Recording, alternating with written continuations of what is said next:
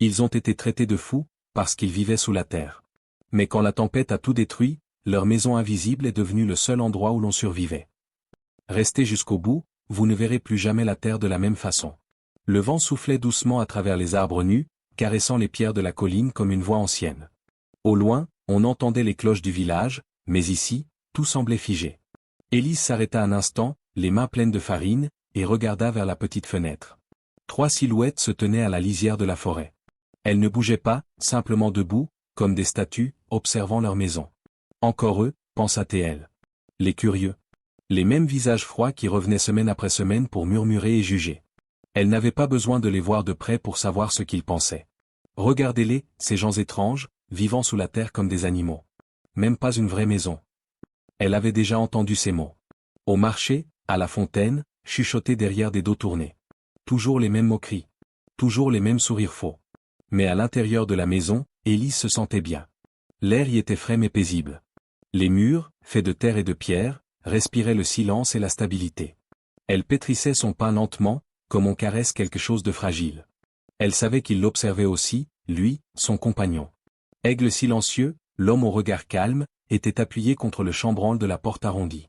Sa silhouette se découpait dans la lumière du matin. Vêtu de cuir sombre et d'un manteau épais cousu à la main, il semblait faire partie du décor.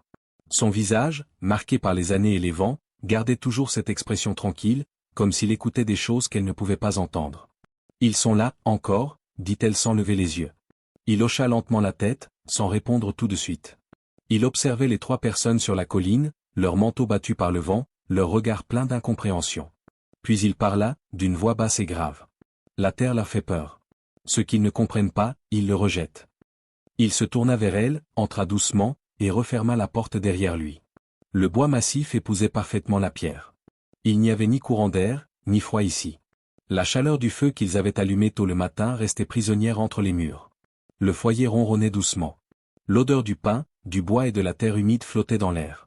Élise sourit à peine, les mains encore couvertes de pâte. Ils ne savent pas ce que cela fait, d'avoir froid jusqu'aux os. D'avoir peur que le toit ne tienne pas. Il s'approcha, posa une main sur son épaule. Ils sauront. Un jour viendra. Et ce jour-là, ce que nous avons construit, ils l'envieront. Elle leva les yeux vers lui. Il n'y avait ni haine, ni orgueil dans ses paroles. Juste une certitude tranquille, comme un arbre enraciné dans la terre depuis toujours. Ils n'étaient pas là pour convaincre qui que ce soit. Ils n'étaient pas là pour prouver quelque chose. Ils étaient là pour survivre. Pour vivre autrement. Leur maison n'avait qu'un mur visible, fait de pierres épaisses, et une porte ronde, comme dans les contes. Le reste était caché dans la colline, enveloppé par la terre. Personne ne comprenait cette maison. Mais eux, ils savaient. Chaque pierre posée avait un sens. Chaque poutre, chaque poignée de terre, chaque couche d'herbe avait été choisie avec soin. Aigle silencieux connaissait la terre comme on connaît un vieil ami. Il sentait où creuser, comment orienter les murs, où la lumière entrerait le mieux. Et Élise, avec ses gestes calmes et son esprit vif, complétait cette vision. Le monde dehors pouvait rire, ignorer, juger. Ici, dans leur refuge invisible, ils étaient chez eux. Et bientôt, peut-être, le vent qui aujourd'hui portait les rires moqueurs, porterait aussi les cris de ceux qui n'avaient pas écouté. La pluie de printemps avait cessé, mais la terre restait lourde, gorgée d'eau, prête à révéler ses secrets à ceux qui savaient l'écouter. C'est sur cette colline modeste, orientée plein sud, qu'Aigle silencieux avait planté ses yeux. Pas de rivière à proximité. Pas d'arbres majestueux. Juste une pente douce, de l'herbe, et un silence profond. Mais lui, il voyait autre chose. Il posait ses mains sur le sol comme on touche la peau d'un être vivant. Il sentait les courants d'air, la façon dont la lumière du matin frappait la pente, la ligne des pierres sous la surface. Ici, disait-il, la terre protège. Elle absorbe la chaleur, elle retient la vie. Élise, debout à côté de lui, observait son compagnon avec une confiance totale. Beaucoup auraient douté. Beaucoup auraient ri. Elle savait que ses gestes, même silencieux, avaient du sens. Quelques jours plus tôt, ils étaient arrivés ici avec leur vieille charrette, tirée par une jument fatiguée. Dans le village, on leur avait conseillé une petite plaine, plus pratique, plus accessible. Mais Aigle silencieux avait secoué la tête. Il cherchait autre chose. Un endroit qui ne dépendait pas du bois ou de la pitié des voisins. Un endroit que les vents du nord ne pourraient pas briser. Ils avaient commencé par tracer les contours au sol avec une corde et des piquets. Un rectangle de terre, large de 6 mètres, profond de 8. L'entrée ferait face à la lumière du matin. Chaque mesure avait été prise avec soin. Pas de luxe, pas de décoration. Juste l'essentiel, sécurité, chaleur, et discrétion. Le premier coup de pelle avait été difficile. Sous la couche d'herbe, la terre résistait. Argile épaisse, mêlée de cailloux. Élise creusait à main nue quand il le fallait.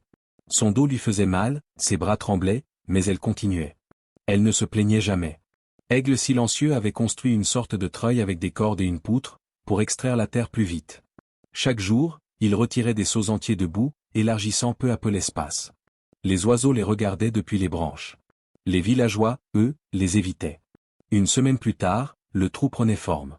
Le sol était plat, légèrement incliné vers l'entrée pour éviter l'eau stagnante. Les murs étaient solides, encadrés de bois taillé à la main. Aigle silencieux avait trouvé de vieux troncs dans la forêt, qu'il avait coupés avec une hache silencieuse, presque cérémonielle. Il sculptait les poutres une à une, les ajustant sans un mot, comme s'il écoutait des voix anciennes lui souffler le bon angle. La voûte était la partie la plus difficile. Il ne voulait pas d'un toit plat. Trop fragile, trop risqué. Il voulait une arche. Quelque chose qui épouse la courbe du monde. Il se souvenait de la façon dont ses ancêtres construisaient leurs abris, avec des côtes de bois et des couches de terre. Il décida d'en faire une version nouvelle, adaptée à ce lieu, à cette femme, à ce temps. Élise regardait la structure prendre forme avec une émotion qu'elle n'avait jamais connue. Ce n'était pas une simple cabane. C'était un refuge, un ventre de terre, un espace entre deux mondes. Dedans, il pourrait survivre. Peut-être même vivre. Il travaillait jusqu'à la nuit, souvent sans manger, souvent en silence. Mais chaque jour, une pierre de plus. Une poutre de plus. Un pas de plus vers une maison que personne ne comprendrait. Mais ce n'était pas grave. Il ne voulait pas être compris. Il voulait être prêt. Quand ils posèrent la dernière pierre, Élise resta immobile un long moment, les mains pleines de poussière, les yeux fixés sur l'arche. Ce n'était pas grand, ce n'était pas beau, mais c'était à eux. Une maison née de la terre, dessinée par leurs efforts, façonnée sans bruit, avec patience. Le toit, arrondi comme le dos d'un animal endormi, avait été recouvert d'herbe et de terre, formant une peau vivante. On ne le voyait plus depuis la colline. À quelques pas, on aurait cru un simple talus, un repli naturel du paysage. Rien ne trahissait qu'un foyer battait sous la surface. À l'intérieur, la lumière pénétrait par deux petites ouvertures protégées par du papier vilé, tendu sur des cadres en bois. Pas de vitres. Trop cher. Trop fragile. Mais cela suffisait. Les murs, enduits d'un mélange de terre, d'eau et de chaux, renvoyaient une lueur douce et chaude. L'air y était frais mais sec. Le sol, tapissé de pierres plates, était ferme et presque droit. Aigle silencieux y avait placé un tapis grossier tissé par Élise à partir de vieux tissus. Ils avaient construit un lit simple, surélevé du sol, avec une paillasse remplie de feuilles sèches et de paille. Un petit coffre en bois servait à la fois de banc, de table et de rangement. Au fond, un coin avait été creusé dans la terre, une sorte de cave naturelle, froide et sombre, pour conserver les légumes, le lait, le beurre, et un peu de viande salée. Le fourneau était arrivé quelques jours plus tôt, démonté en pièces, amené par un vieux marchand à cheval. C'était une dépense énorme, presque la moitié de leurs économies. Mais Élise savait que sans lui, l'hiver serait un ennemi difficile à combattre. Elle l'avait nettoyé pièce par pièce, l'assemblant avec soin, le regard attentif. Aigle silencieux, lui, avait installé le tuyau de cheminée avec une précision silencieuse, traversant les couches de bois, de toile et de terre jusqu'à l'arche du toit. La première nuit, il n'avait presque pas dormi. Non par inconfort, non par inquiétude, mais par émerveillement. Ils étaient allongés côte à côte, les bras croisés sous leur tête, les yeux ouverts, écoutant le silence. Pas de craquement de bois. Pas de souffle de vent glacé. Juste une paix souterraine, profonde, ancienne. Le feu, allumé au soir, ronflait encore doucement. La température était parfaite. À l'extérieur, l'air était encore lourd de l'été finissant. Mais ici, sous la terre, la fraîcheur était constante. Ils n'avaient pas besoin de couvrir le lit. Leur peau respirait. Élise, allongée sur le dos, regardait le plafond voûté. Elle pouvait presque entendre le monde au-dessus, mais sans qu'il ne les touche. « Tu avais raison », dit-elle doucement. Aigle silencieux ne répondit pas. Il se contenta de tourner la tête vers elle, ses yeux noirs brillant dans la pénombre. Un petit sourire naquit au coin de ses lèvres. « Ce n'est pas une maison », murmura-t-il. « C'est un ventre. » Elle comprit ce qu'il voulait dire. Ils n'avaient pas construit un lieu de passage. Ils avaient créé un abri. Un nid.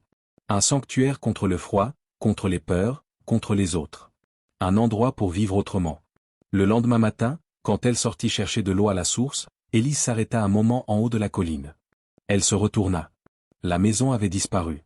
Seule une légère courbe de terre, un soupir d'herbe, un filet de fumée presque invisible trahissait sa présence. Elle sourit. C'était exactement ce qu'il voulait. Les premières feuilles mortes tombaient déjà, et avec elles, les regards devenaient plus durs. Les visites se faisaient plus fréquentes. Mais ce n'étaient pas des visites d'amitié. C'étaient des curieux. Des voisins, des villageois, des étrangers qui venaient regarder ce que beaucoup appelaient déjà le trou. Certains passaient à cheval et ralentissaient, les yeux plissés, comme s'ils avaient peur que cette maison semi-enterrée surgisse pour les engloutir. D'autres s'arrêtaient à quelques mètres, murmurant entre eux, parfois riant, parfois secouant la tête avec pitié.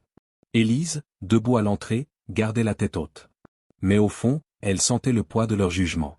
Un jour, une femme du village, Marthe, l'épouse du boulanger, l'aborda au marché. Ses mots étaient tranchants comme des pierres. « Tu vis là-dedans, vraiment ? Ce n'est pas une maison, c'est une tanière. Pas de vraies fenêtres, pas d'étage, pas de place pour respirer. Et cette odeur de terre ? Ce n'est pas une vie. » D'autres femmes autour entendirent. Certaines baissèrent les yeux. D'autres hochèrent la tête, silencieusement. Élise ne répondit pas tout de suite. Elle regarda la femme bien en face. Puis elle dit simplement, « J'ai connu le froid qui entre par les murs, j'ai vu des flammes lécher le bois sec, j'ai vu des enfants tousser jusqu'à perdre connaissance. Ce n'est pas la fierté qui nous protège. C'est la terre. Elle, au moins, ne trahit pas. » Le silence fut lourd. Marthe s'éloigna, le visage crispé. Mais les mots d'Élise restèrent dans l'air comme des cailloux qu'on ne peut pas ignorer. Aigle silencieux, lui, ne disait rien. Il avait vu les regards, entendu les rires. Il avait même surpris un homme qui imitait leur mode de vie devant les enfants, rampant sur le sol et parlant avec une voix lente pour faire rire. Mais il ne réagissait pas. « L'ignorance fait plus de bruit que la sagesse », murmura-t-il un soir, en refermant la porte. Et pourtant, ce rejet avait un prix. Les invitations au repas disparaissaient. Les commerçants n'étaient plus aussi chaleureux. Le prêtre, lors de sa visite mensuelle, avait parlé dans son sermon de l'importance de se tenir debout face à Dieu et non enfoui dans la terre comme les bêtes. Même les enfants du hameau avaient commencé à les éviter. Un jour, une fillette lança une pierre vers la porte et s'enfuit en courant. Élise la ramassa sans dire un mot. Elle entra, la posa sur l'étagère, et dit doucement, « Une de plus. » Mais malgré tout cela, à l'intérieur, la paix régnait. Chaque jour, il travaillait. Aigle silencieux coupait du bois, consolidait les poutres, ajustait les joints du toit pour éviter l'humidité. Élise préparait les bocaux de légumes, étendait les herbes à sécher, tricotait des chaussettes pour l'hiver. Ils n'avaient pas besoin du regard des autres. Ils avaient besoin de se tenir prêts. La chaleur douce de la terre, le silence du sous-sol, la lumière filtrée du matin, tout cela valait plus que les apparences. Et bientôt, ils le savaient tous deux, viendrait le temps où ceux qui riaient chercheraient un endroit pour se réfugier. Mais ce jour-là, il serait peut-être trop tard. Les jours raccourcissaient, et l'air devenait plus sec. Le vent ne caressait plus les arbres, il les frappait. Il sifflait entre les branches, poussait les feuilles mortes jusqu'à leur porte, comme s'il voulait entrer. Dans la maison semi-enterrée, Élise et Aigle silencieux s'activaient sans relâche. Tout devait être prêt avant que le froid ne morde trop fort. Ce qu'ils avaient construit les protégerait, mais seulement s'ils préparaient bien l'intérieur. Chaque geste comptait. Chaque détail pouvait faire la différence entre le confort et le danger. Aigle silencieux passait ses journées à couper du bois. Il ne choisissait pas n'importe quel arbre. Il savait quels troncs brûlaient lentement, lesquels donnaient trop de fumée, lesquels craquaient fort la nuit. Il revenait le dos chargé, ses bras noueux tremblants de fatigue, mais il ne se plaignait jamais. Il empilait les bûches avec soin contre le mur intérieur, à l'abri de l'humidité. Élise, elle, vérifiait les réserves. Haricots secs, pommes séchées, pain dur, petits pots de confiture, courges, pommes de terre, oignons. Tout était rangé dans leur cave fraîche, enveloppé dans des sacs de toile ou des bocaux bien fermés. Elle comptait, notait, calculait combien de jours chaque portion tiendrait. Ils vivaient simplement. Et c'était cette simplicité qui les rendait forts. Le matin, ils allumaient un petit feu pour réchauffer la pièce. Le reste du jour, ils laissaient la chaleur naturelle de la terre faire son travail. Le soir, une autre petite flambée suffisait à maintenir une température stable. Pas besoin de surchauffer. Leur abri était conçu pour garder la chaleur, pas pour la gaspiller. Mais malgré tous leurs efforts, une ombre planait. Quelque chose clochait dans l'air. Les animaux étaient nerveux. Les oiseaux, d'habitude bruyants au lever du jour, se taisaient plus tôt. Les lièvres qu'Aigle silencieux observait depuis des semaines avaient le poil plus épais que les années précédentes. Les oies avaient quitté le ciel plus tôt, dans un silence étrange. Un matin, alors qu'il fendait du bois, il s'arrêta net. Il regarda l'horizon. Le ciel était clair, mais il y avait dans l'air une tension invisible, une pression sourde qui lui rappelait d'anciens souvenirs. Des souvenirs qu'il préférait taire. Quand il rentra, Il posa sa hache contre le mur sans un mot. Élise le regarda, inquiète. Qu'y a-t-il? Il mit un moment à répondre. Une tempête. Pas tout de suite. Mais elle viendra. Et elle sera forte. Elle hocha la tête sans poser de questions. Dès ce jour-là, ils accélérèrent leurs préparatifs. Aigle silencieux renforça la porte avec 2 barres supplémentaires. Il vérifia les joints autour des fenêtres. Il colmata les plus petits trous. Il traça un chemin sécurisé entre la maison et la source, qu'il balisa avec des piquets et de la ficelle. Si la visibilité disparaissait, cela pourrait leur sauver la vie. Élise, elle, prépara des repas simples à conserver, soupe aux haricots, galettes de maïs, biscuits secs. Elle cousit des doublures supplémentaires aux couvertures. Elle vérifia l'huile des lampes, les mèches, les boîtes d'allumettes. Ils ne parlaient presque plus. Ils agissaient. Chaque geste, chaque décision, chaque objet placé à sa place exacte, c'était comme un murmure à l'hiver, nous sommes prêts. Le vent soufflait plus fort désormais. Il n'était plus un messager. Il devenait un avertissement. Le matin du 3e jour de décembre, le ciel était étrange. Pas gris. Pas bleu. Mais d'une couleur sale, comme si la lumière hésitait à tomber sur la terre. Élise s'en rendit compte en remplissant une cruche à la source. Elle leva les yeux. Pas de vent. Pas de bruit. Les oiseaux s'étaient tus. Elle rentra plus vite que d'habitude. Aigle silencieux l'attendait déjà, debout près du feu, son regard perdu dans la flamme. C'est pour aujourd'hui, dit-il simplement.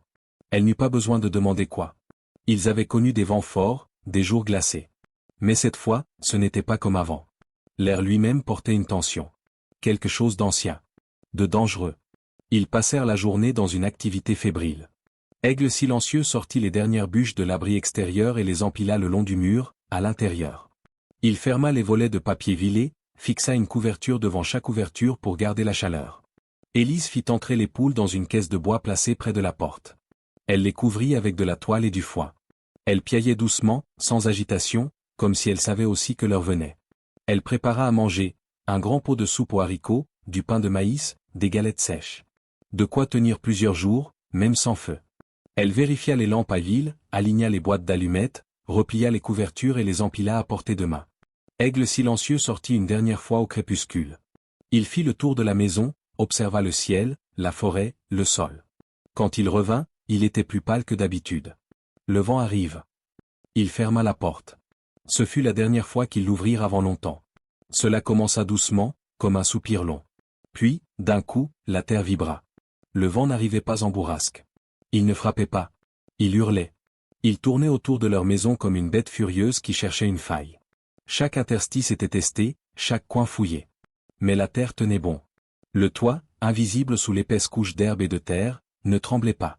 Les murs, enfoncés profondément dans la colline, résistaient sans effort. À l'intérieur, le silence restait relatif. On entendait le grondement, mais étouffé. Comme un bruit lointain. La température baissa lentement. Aigle silencieux alluma un petit feu, juste assez pour garder l'air tiède. Ils s'assirent près du poêle, enroulés dans leur couverture. Les poules dormaient, les lampes vacillaient. Combien de temps, murmura Élise. Il haussa les épaules. 3 jours. Peut-être plus. Elle hocha la tête. Pas de peur sur son visage. Juste de l'acceptation. Ils se couchèrent côte à côte, tout habillés, les bottes encore aux pieds, les manteaux sur eux. Le feu crépitait doucement. L'humidité restait dehors. La vie, elle, restait ici. Ils ne dormaient pas vraiment. Ils attendaient. Le vent continuait à crier dehors. Il emportait les branches, déracinait les clôtures, frappait les maisons trop hautes, trop fragiles. Aigle silencieux le sentait dans son ventre. Dehors, ce n'était plus une simple tempête. C'était la nature en colère. Ou peut-être juste en équilibre. Reprenant ce qui ne lui appartenait plus. Et eux, là-dessous, tapis contre elle, étaient tolérés. Parce qu'ils avaient respecté la terre. Parce qu'ils avaient su l'écouter. Le 2e jour fut pire. Le vent semblait avoir trouvé une autre force, une colère plus sourde, plus sauvage. Il ne soufflait plus, il déchirait. Il ne gémissait plus, il hurlait. À l'intérieur, même protégés par la terre, Élise et Aigle silencieux ressentaient les vibrations. C'était comme si la colline elle-même retenait son souffle. La température avait chuté brutalement. Dans l'abri, l'air était devenu plus froid. Pas glacial, mais assez pour que leur souffle devienne visible. Le feu, pourtant allumé à intervalles réguliers, ne suffisait plus à maintenir la même douceur qu'avant. Ils ne s'en plaignaient pas. Ils savaient que dehors, c'était bien pire. Ils restaient emmitouflés dans les couvertures, près des poules silencieuses. Ils mangeaient en silence, buvaient par petites gorgées. La lampe à huile brûlait doucement, donnant à leur visage une lueur dorée. Ils évitaient de trop parler. Chaque mot pesait. Puis, soudain, un bruit. Un fracas contre la porte. Une frappe violente. Puis une autre. Des poings, désespérés. Vite. Fort. Élise sursauta. Aigle silencieux se leva lentement.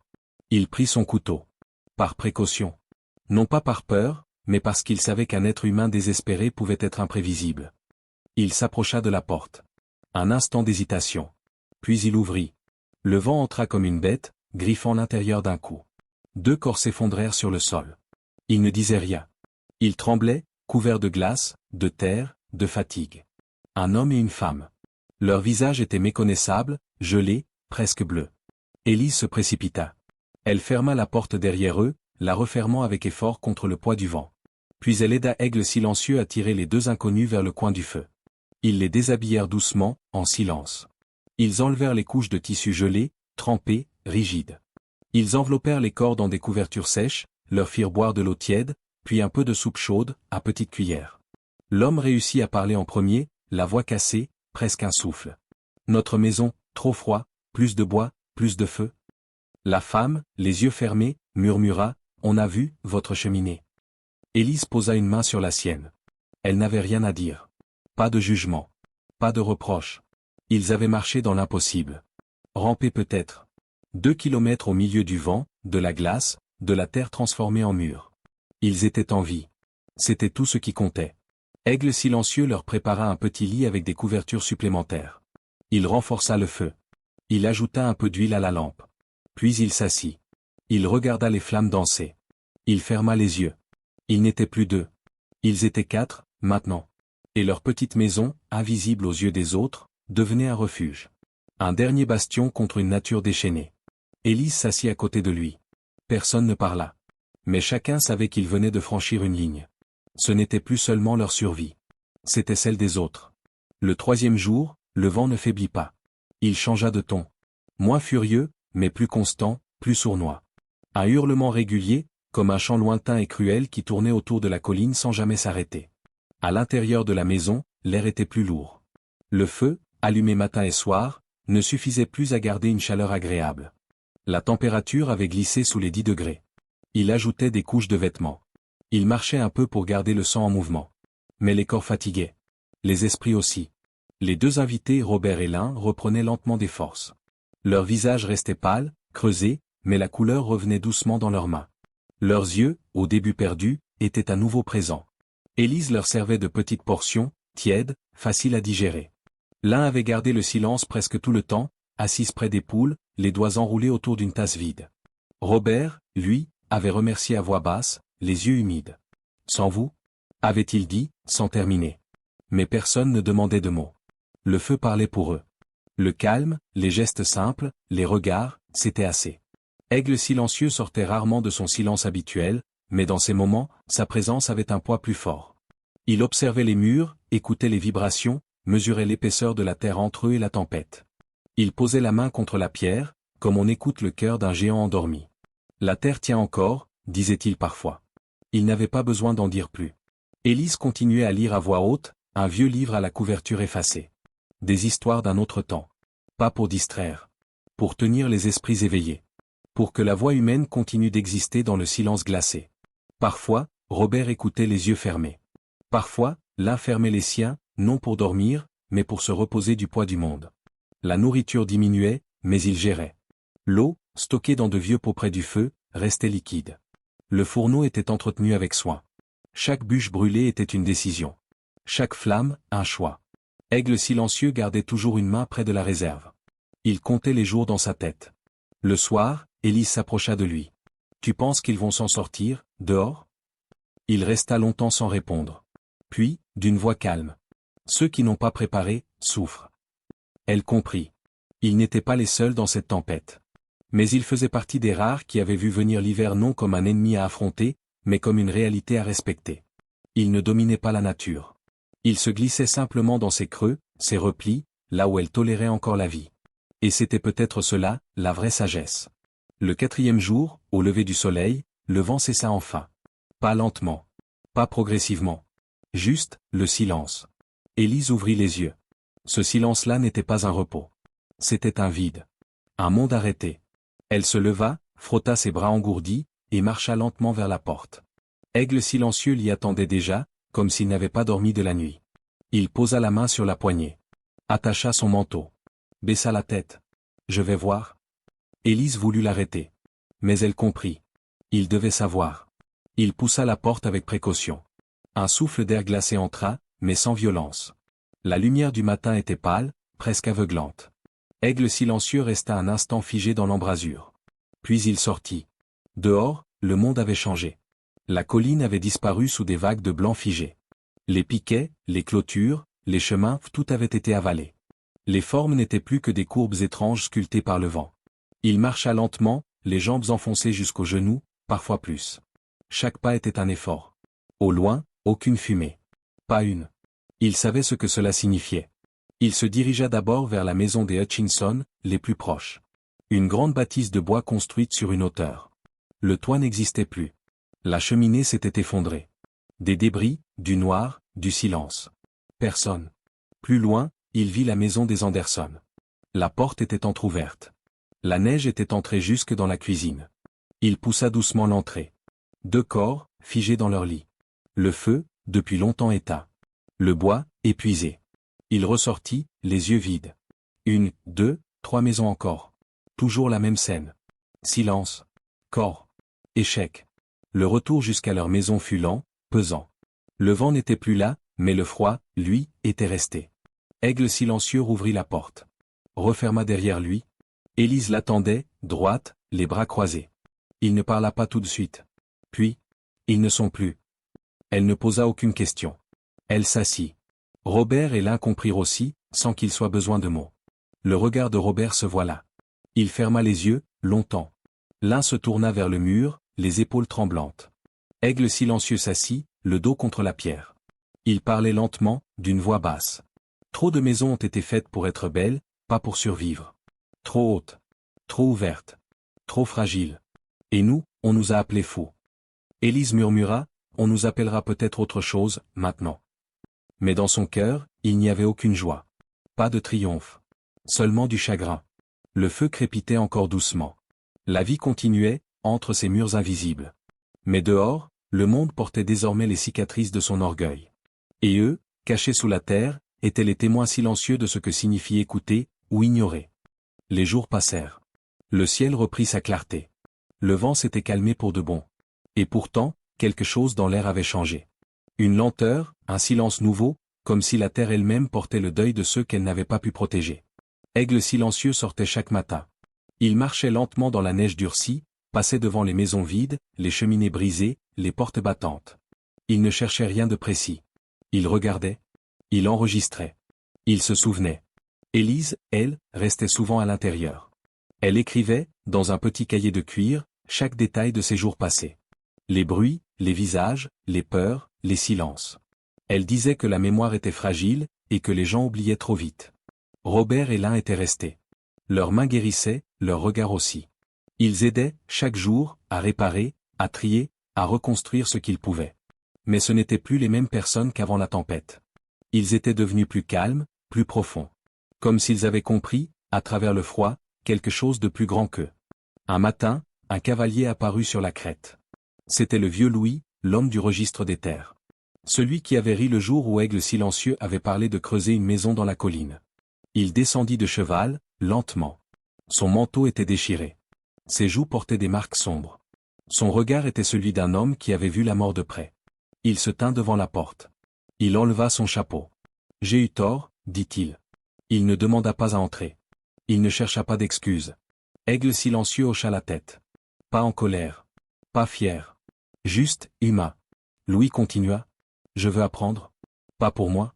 Pour les autres. Pour que plus jamais. » Sa voix trembla. Aigle silencieux l'invita à s'asseoir près du feu. Élise prépara du thé chaud. Louis prit un carnet.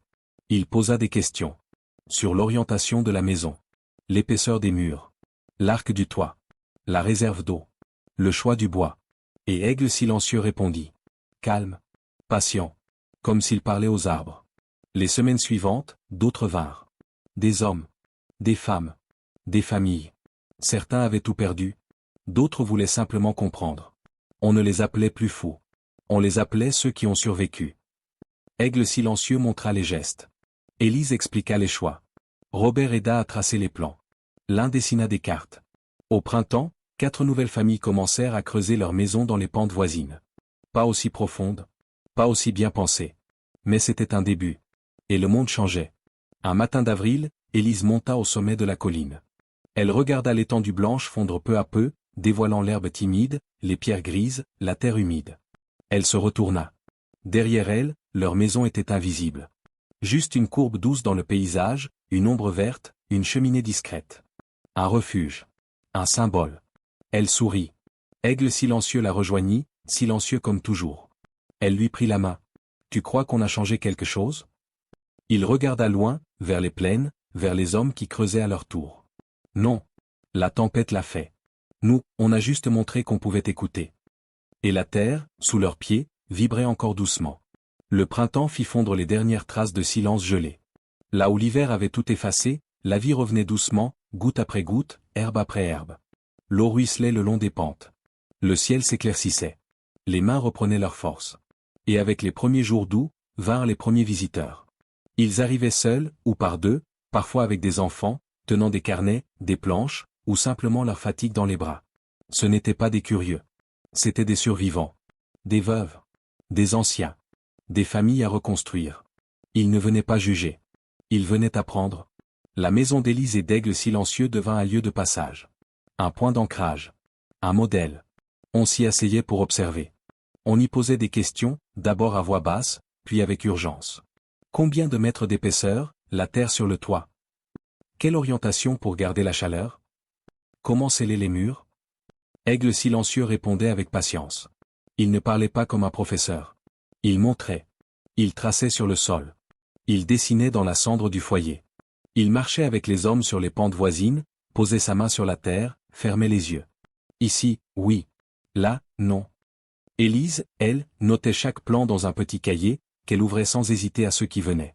Elle décrivait la recette de l'enduit à la chaux, le mélange du mortier, l'angle idéal pour faire entrer la lumière du matin sans laisser passer le froid. Robert aidait à mesurer. L'un, à traduire pour ceux qui venaient de loin. Et bientôt, les pelles se mirent en mouvement. Au sud du vallon, une famille installa des piquets. Un peu plus loin, un jeune couple creusa une tranchée dans la colline. Un ancien soldat installa un abri de fortune et passa ses journées à découper des poutres dans le bois mort. Chacun avançait lentement, maladroitement, mais avec conviction. Les rires moqueurs de l'année précédente n'existaient plus. Le regard des survivants n'avait plus de place pour le mépris. Et partout autour d'eux, dans le silence d'un printemps encore frais, la terre se creusait. Pas pour fuir, mais pour s'adapter. Pour s'ancrer. Pour survivre autrement.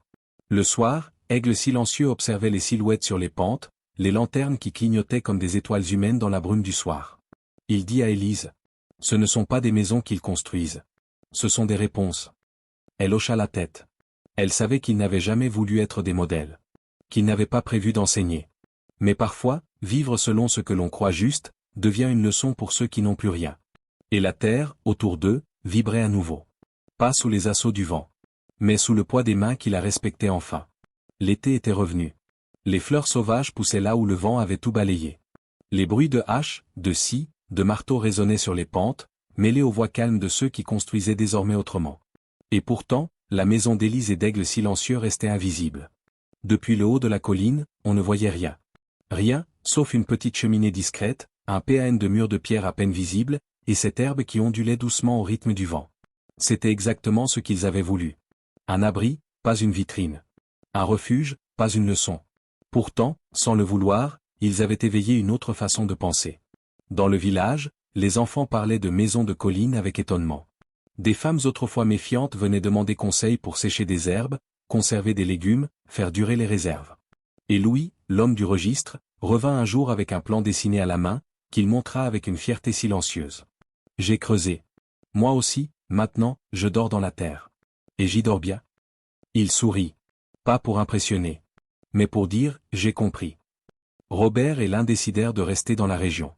Ils bâtirent leur propre refuge à quelques collines de là. Avec plus de bois, plus de surface, mais les mêmes principes.